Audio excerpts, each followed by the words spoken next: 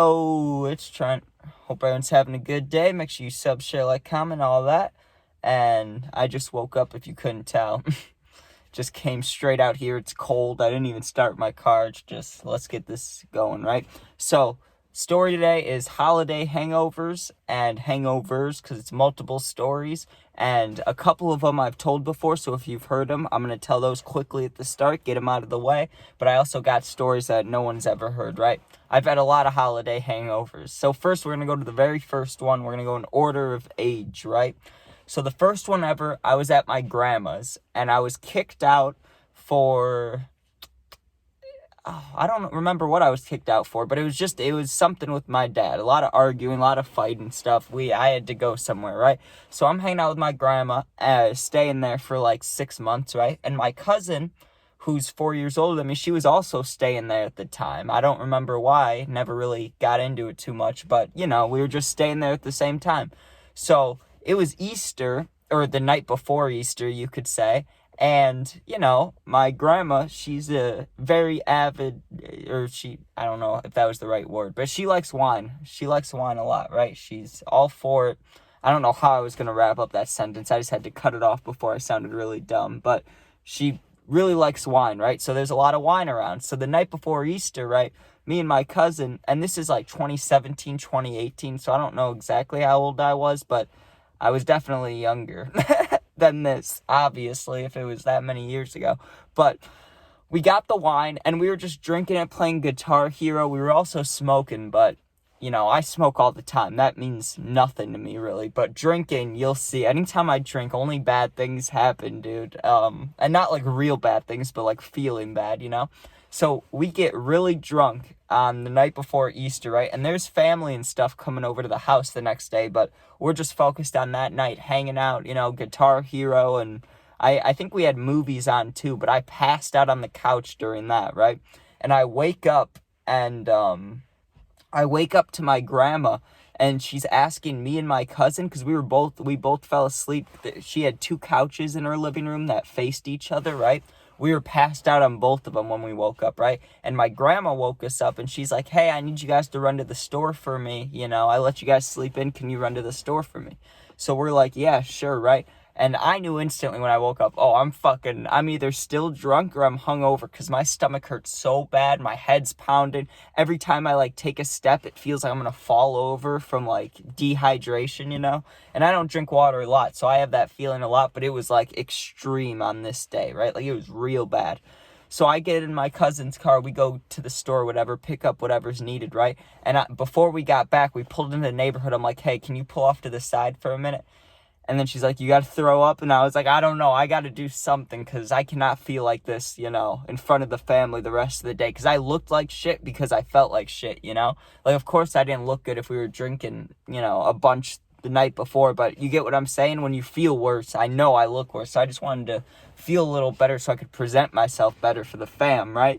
And so we're sitting, maybe, I don't know, we're 12 houses back. We're at the very start of the neighborhood. My grandma lives on the other side of it, so we're just sitting there, and I'm trying to make myself throw up, right? Because I feel it. I know I have to throw up. It just wasn't exactly ready yet, So I start doing, the fingers down just trying to get a gag going, right? And here's what ended up happening. I didn't even throw up that made me feel better. It was a gag that made me feel better. Only time in history this has ever happened in my life, right? I leaned forward, and I was like, huh. Right? I gagged so hard. Sorry, I'm trying to fix the brightness. I gagged so hard that all my stomach pain went away. All my nausea went away. My mouth was wet and everything. It was just the world's, hardest gag. I don't want to replicate it because it's going to sound so stupid. But you get what I'm saying. That gag before you throw up, I had one of the loudest, most extreme ones in my life. And then just didn't have to throw up anymore. So that's great. That's cool.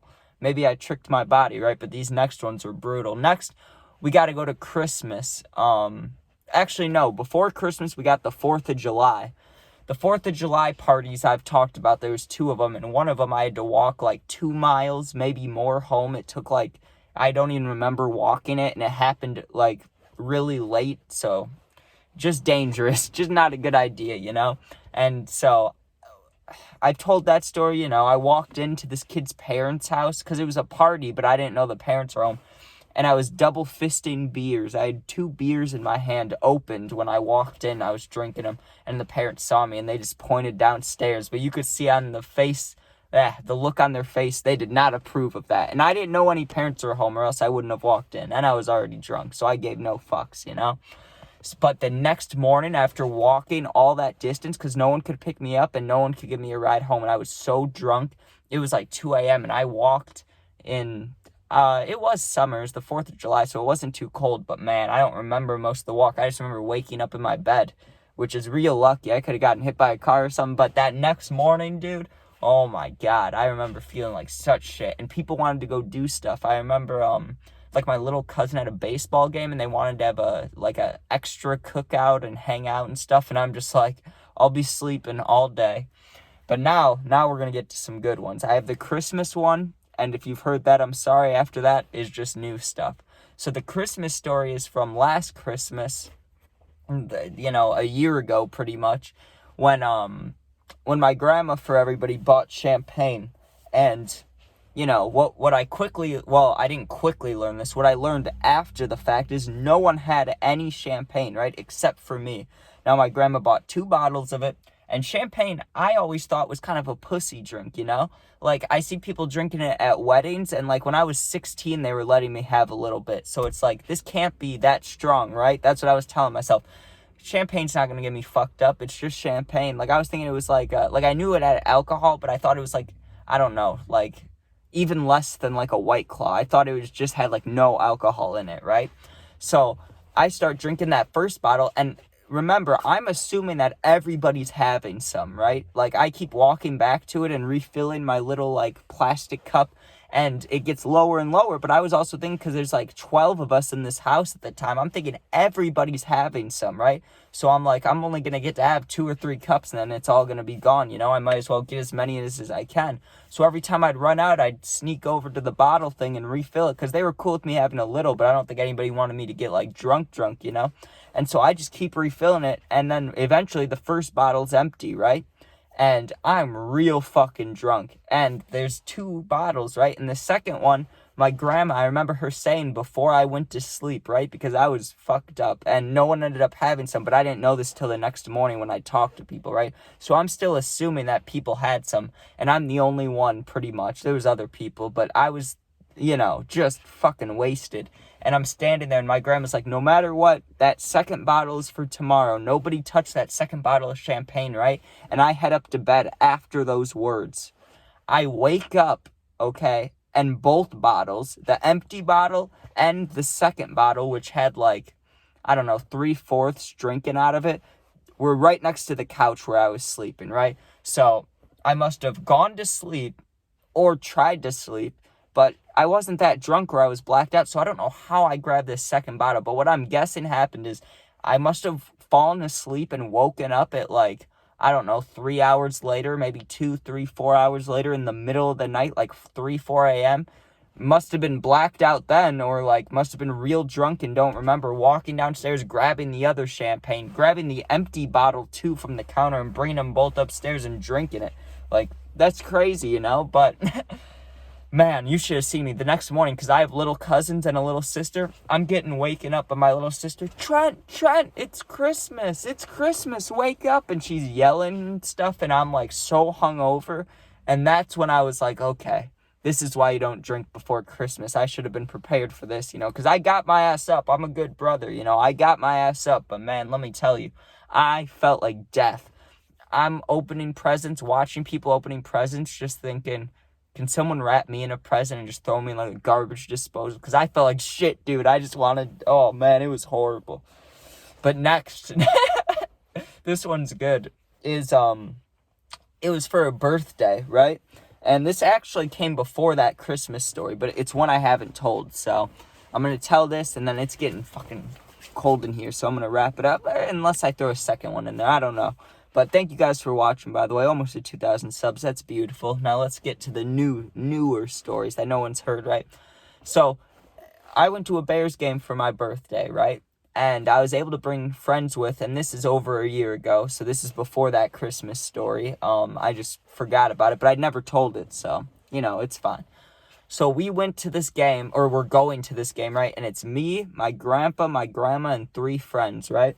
I got a card on me, and I don't think I didn't bring any alcohol with me. But since it was a birthday thing, and I have a few family members that are OGs, they're like, hey, if you need alcohol, things will happen, right? And you get what I'm saying. So we're at this Bears game, and we got there like an hour early. So we're walking around like, okay, how are we going to find alcohol, Because we had that offer. I'm sure, like, for my birthday, a family member would buy me 1 beer or something, which is great, which is cool. I don't even deserve that, if I'm, yeah,